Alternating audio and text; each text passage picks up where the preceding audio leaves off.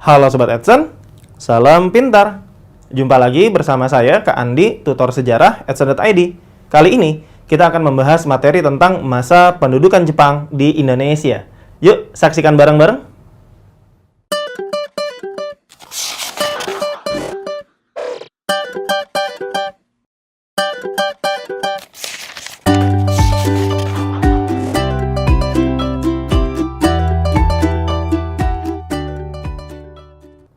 Oke, Sobat Edson, kali ini kita akan membahas kebijakan-kebijakan apa saja yang diterapkan oleh pemerintah pendudukan Jepang selama berkuasa di Indonesia dari tahun 1942 sampai tahun 1945.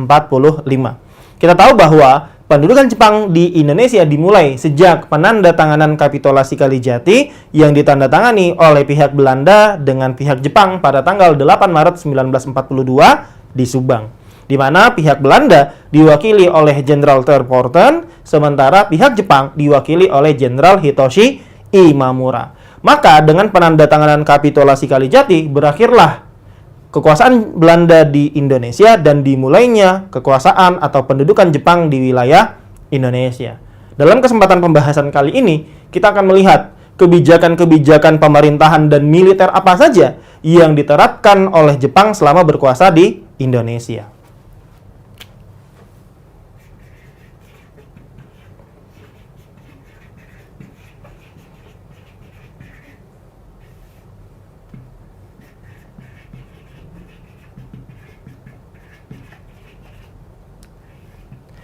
Yang pertama akan kita bahas adalah kebijakan pemerintahan pendudukan Jepang di Indonesia, terutama di bidang pemerintahan itu sendiri.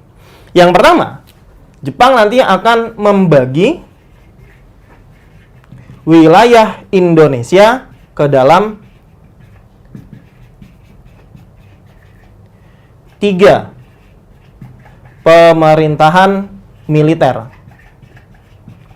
Jadi nanti akan terbentuk 3 wilayah pemerintahan militer di Indonesia.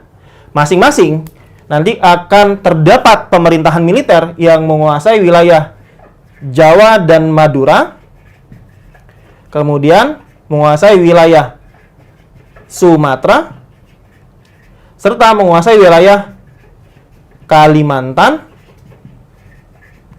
Sulawesi,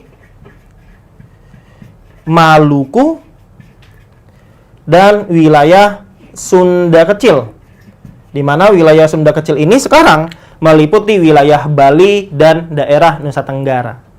Nah, pemerintahan yang mengendalikan wilayah Jawa dan Madura nantinya berkedudukan di Jakarta. Selain itu, yang bertanggung jawab atas wilayah Jawa dan Madura adalah Tentara Angkatan Darat ke-16. Sementara pemerintahan di wilayah Sumatera nantinya akan berkedudukan di Bukit Tinggi, dan yang kemudian bertanggung jawab terhadap jalannya pemerintahan di Sumatera nantinya berada di bawah Tentara Angkatan Darat ke-25. Sementara wilayah Kalimantan, Sulawesi, Maluku, dan Sunda Kecil nantinya akan dipimpin oleh Tentara Angkatan Laut Armada kedua, serta berkedudukan di wilayah Makassar.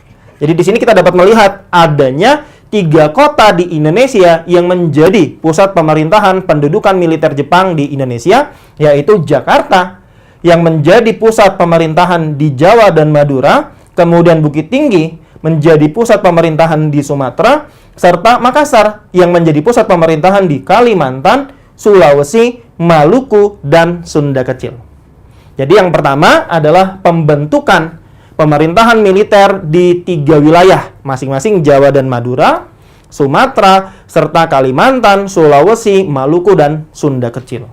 Selain itu, selain membentuk 3 pemerintahan militer yang masing-masing berkedudukan di Jakarta yang nanti akan memegang pemerintahan di Jawa dan Madura, kemudian Bukit Tinggi yang memegang pemerintahan di Sumatera, serta Makassar yang nantinya akan memegang pemerintahan di Kalimantan, Sulawesi, Maluku maupun Sunda Kecil, pemerintah pendudukan Jepang juga nantinya akan membagi wilayah-wilayah Indonesia ke dalam satuan-satuan administratif.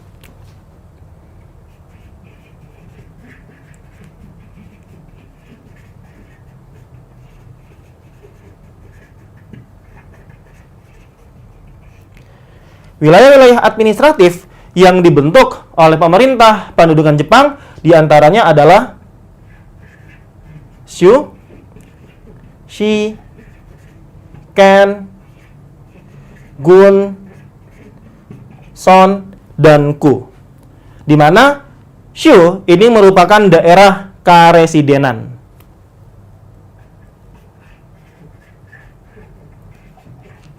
Kemudian Shi adalah kota peraja.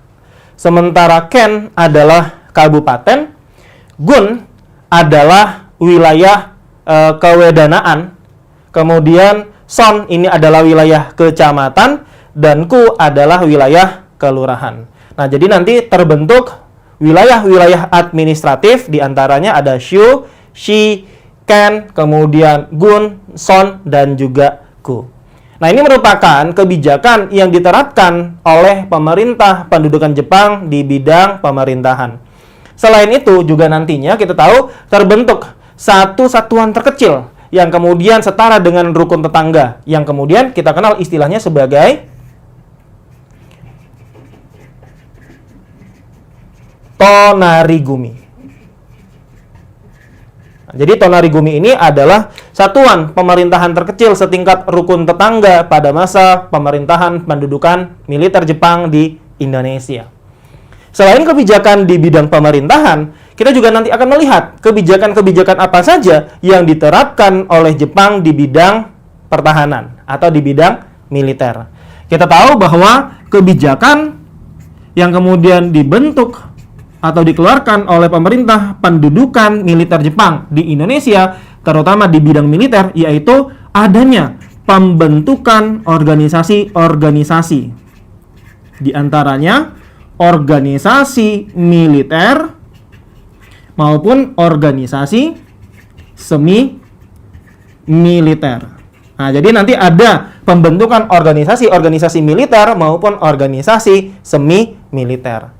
Kita sekarang bisa melihat apa saja kemudian organisasi-organisasi militer yang kemudian dibentuk oleh Jepang. Yang pertama yang dapat kita sebutkan adalah Heiho. Heiho sendiri adalah tentara cadangan. Meskipun kemudian menjadi tentara cadangan, tercatat di dalam sejarah bahwa beberapa Heiho yang kemudian berada di Indonesia sempat dikirimkan ke luar Indonesia, salah satunya ke wilayah Myanmar. Tujuannya sebagai apa? Sebagai pasukan yang nantinya akan diberdayakan untuk membangun infrastruktur yang dibutuhkan oleh Jepang selama menghadapi Perang Asia Timur Raya atau Perang Pasifik. Yang kedua adalah peta. Dan yang ketiga adalah Gyugun. Pada dasarnya, peta dengan Gyugun adalah sama. Yang membedakan antara peta dengan Gyugun adalah areal tempat kerjanya, atau di mana kemudian peta dan Gyugun ini ditempatkan. Peta adalah pasukan yang dibentuk oleh Jepang di wilayah Pulau Jawa. Kita tahu peta singkatan dari Pembela Tanah Air. Sedangkan Gyugun adalah kesatuan yang dibentuk oleh Jepang di wilayah Sumatera. Kita tahu nanti ada beberapa nama pemimpin peta maupun Gyugun yang terkenal pernah melakukan perlawanan terhadap tentara pendudukan Jepang. Di antaranya kita tahu ada pemberontakan Peta Blitar yang dipimpin oleh Supriyadi. Selain itu muncul pula pemberontakan Gyugun yang dilakukan oleh Teuku Abdul Hamid di Aceh. Jadi pada dasarnya peta adalah pasukan yang dibentuk Jepang di Pulau Jawa, sedangkan Gyugun adalah pasukan yang dibentuk oleh Jepang di wilayah Sumatera. Selain organisasi militer, Jepang juga nantinya akan mendirikan organisasi semi militer. Di antaranya adalah Seinendan.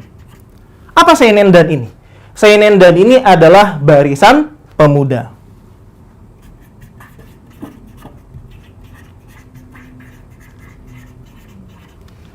Ada Seinendan, ada pula Joshi Seinendan.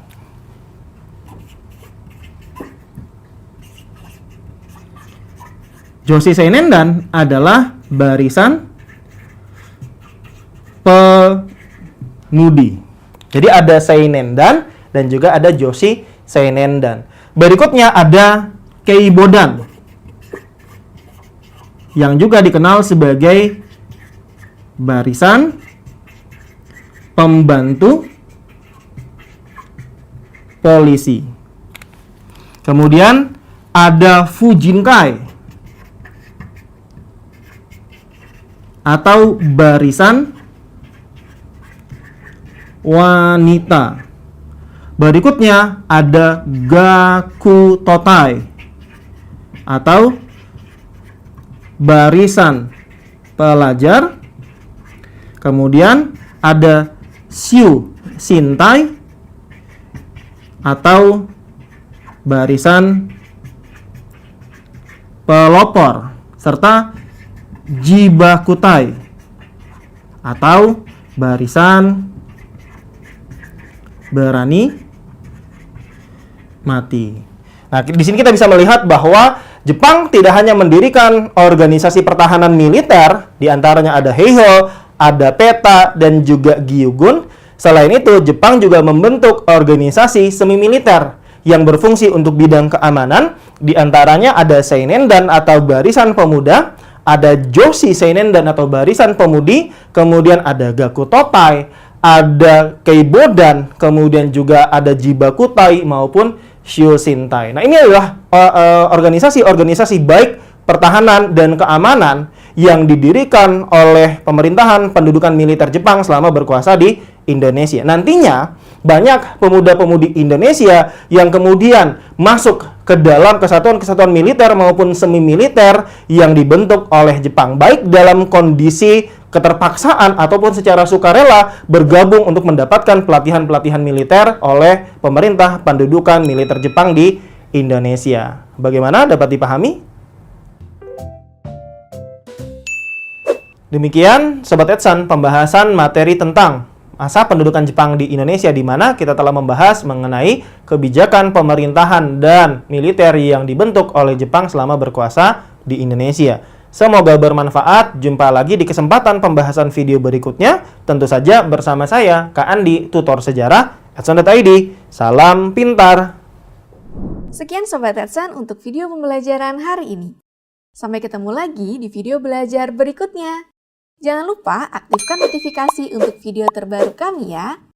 Sobat Edson juga bisa mengunjungi edson.id dan temukan ribuan video pembelajaran. Sampai jumpa Sobat Edson, salam pintar!